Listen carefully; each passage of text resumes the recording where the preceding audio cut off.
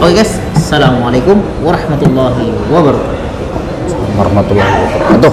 Kembali lagi di channel Dharma Ramadan Official, dan kali ini aku sudah kedatangan tamu kembali, seorang TKI Brunei dan sekaligus juga seorang YouTuber, yang mana pada kesempatan kali ini kita bertemu di tempat biasa, yaitu di yayasan. Nah, pada kesempatan kali ini aku akan coba bertanya-tanya. Beberapa pertanyaan yang akan kita lontarkan kepada narasumber kita yang datang.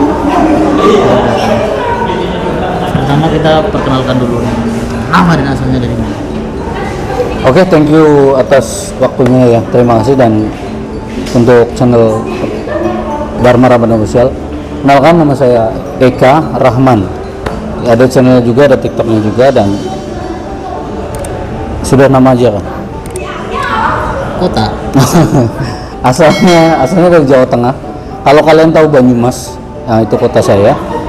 Kalau nggak tahu Banyumas, itu nggak jauh, dekat dengan Cilacap, Purbalingga, Purwokerto dan sekitarnya. Seperti itu, Mas. Oke, kemudian kita mulai untuk memberikan pertanyaan-pertanyaan yang akan kita tanyakan kali ini. Kita mulai dari pertama kali masuk Brunei tahun berapa? Oke, terima kasih pertanyaannya. Awal aku datang masuk Brunei itu dalam tahun 2001. Itu pertama masuk kan? Pertama itu masuk 2001, kemudian itu aku masih muda banget, masih umur dalam kisaran 20. Cuman aku satu kontrak aja waktu itu, dan aku pulang nggak kesini lagi gitu. Dan masuk lagi yang keduanya itu tahun 2013. Pertama kali masuk ke Brunei Darussalam di daerah mana? Itu aku dulu masuknya di daerah Sengkurong. Kalau tahu, kayak itu tahun 2001 ke 2002 itu daerah Sengkurong, itu tepatnya di Masjid Umar. Masjid Umar Ali, kompleks sana lah. Kayak sekarang dulu di sana masih hutan, sekarang sudah banyak bangunan di belakang depan masjid ya. Sudah disulap menjadi kota. Disulap menjadi International of City. Oke. Oke, berikutnya sebelum ke Brunei Darussalam, apa pernah di negara-negara lain, negara-negara tetangga, merantau, Malaysia ataupun di belahan Asia lainnya? Okay. This is a question from my work before not in luar negeri, tidak pernah ke luar negeri. Jadi hanya di Indonesia, kayak di Jakarta. Cuman aku tetap merantau dari daerahku ya, ke Jakarta, ke Palembang, ke Flores juga pernah. Cuman untuk ke luar negeri baru first time in Brunei Darussalam only.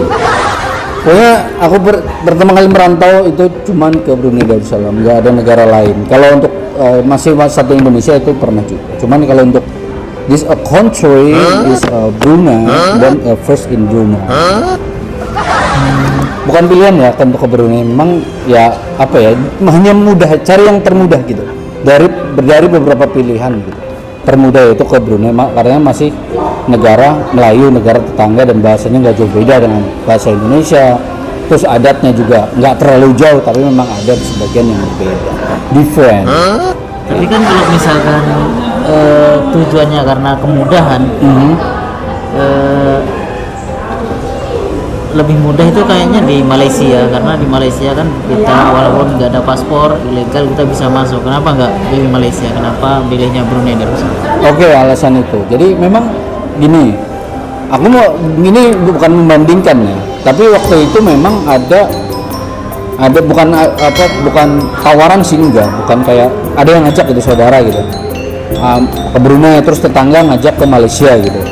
Cuman aku bandingkan, aku lebih kuat ke agamanya. Yang pertama agamanya, yang kedua adalah tukaran dari nominalnya untuk Malaysia sama Malaysia ke Brunei ke rupiah gitu loh, paham ya? Lebih tinggi. Nah itu of course, dan lebih tinggi itu. Jadi aku memutuskan untuk ke Brunei Darussalam. Oke. Emang kalau mudah sih, ya benar sih, Malaysia itu katanya memang termudah. Cuman kalau untuk tukaran nominal itu masih besaran Brunei Darussalam. seperti itulah kira-kira alasan. Dan nggak munafik juga lah, orang merantau mana sih yang nggak mau gaji besar gitu. Orang merantau mana sih yang nggak mau gajinya di atas rata-rata atau tinggi gitu, yang nggak mungkin juga gitu. Karena perbandingan dulu pun ditawarin di Malaysia ya di bawah gaji sini gitu, UMR-nya yang dulu gitu loh. Kalau sekarang I don't know lah, ini aku cerita dulu gitu, awal-awal. Tapi di Malaysia enak loh. Aku belum pernah ke Malaysia, jadi aku masuk dalam pemikiran yang katanya bilangnya enak. Aku belum ada bayangan karena aku belum pernah mencoba gitu. Terus yang pertama karena apa namanya? Karena keluarga yang mengajak ke sini. Saudara dari saudara. Terus di Brunei gaji yang didapatkan berapa? Yang mana? Sekarang ini atau yang dulu? Yang pertama kali masuk. Oke. Itu dulu Perjanjian. Nah, ini yang sering sekali orang sangka dari luar gitu. Orang prediksi dari luar bahwa di sini gaji besar, bahwa di sini selalu bisa memenuhi kebutuhan. Ingat, walaupun tukarannya besar, biaya makan di sini pun besar. Jadi seimbang antara besar dan tapi biaya hidupnya juga sama perbandingannya kan gitu. Gitu. Nah, untuk masalah saya gaji berapa? Untuk yang pertama kali itu sekitar 250 ribu ringgit. Tahun berapa itu? Tahun 2001. 250. Itu masih 7.000 dulu tukarannya. 7.000 rupiah per 1 ringgitnya. 7.000 lebih. 2001. Ya. 250 kan 2.050.000 kan. Itu kan kalau zaman dulu kan udah besar banget itu. Ya itu nggak sampai 2,5 juta Mas. Itu 7 juta, 7.000 kok. Kan hanya 7 ringgit, 7.000 ya. Iya, cuman dulu memang banyak masih murah lah.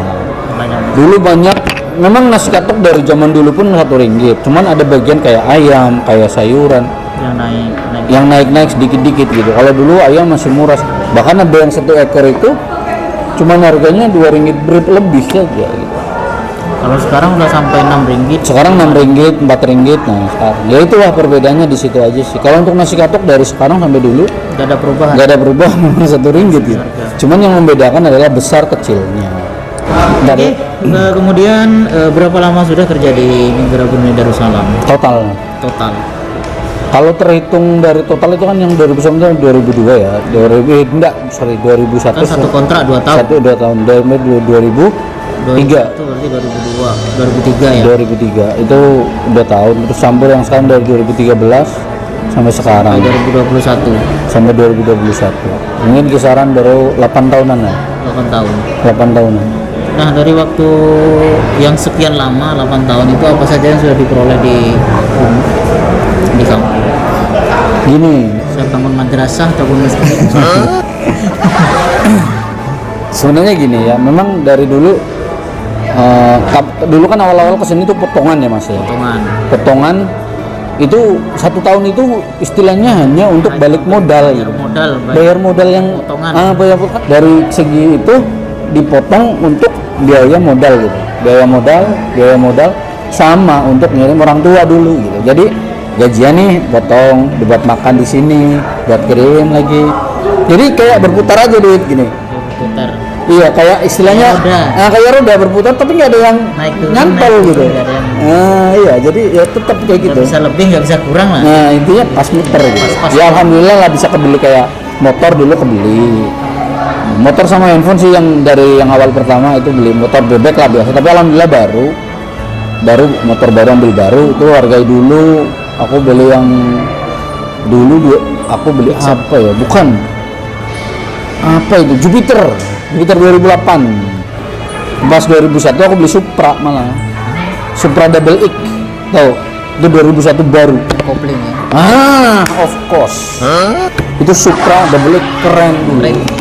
Nah, habis itu aku. Tapi bukan yang KTM kan?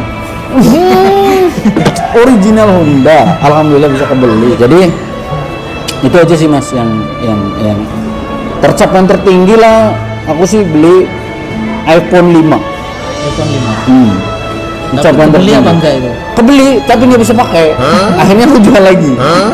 Itu pernah kebeli gitu karena gara-gara temen pegang S4, iPhone S4 itu keren gitu, ada orang jual iPhone 5 itu lebih atasnya gitu, aku beli gitu. Zaman dulu banget. Zaman dulu banget itu. iPhone itu masih garang di pasaran itu. Iya itu, jadi wah, tapi aku nggak bisa pakai gitu. Akhirnya aku jual ke temanku lah. Ya ada untung sedikit. Gitu. Kalau iPhone dulu kan seharga sapi. Nah, iya memang. Dan aku jual iPhone itu kemudian untuk beli itu motor itu. Jadi sebelumnya aku beli handphone gitu dulu, tapi nggak bisa pakai. Kemudian aku terus ke jual untuk beli motor. Terus kapan ini rencana mau pulang ke Indonesia? Aku kalau ditanya kapan pulang itu sedih.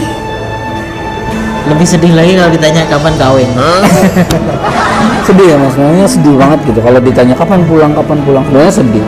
Alasan kenapa aku bilang sedih, yang pertama, aku belum ada tabungan. Yang kedua, aku belum ada rencana.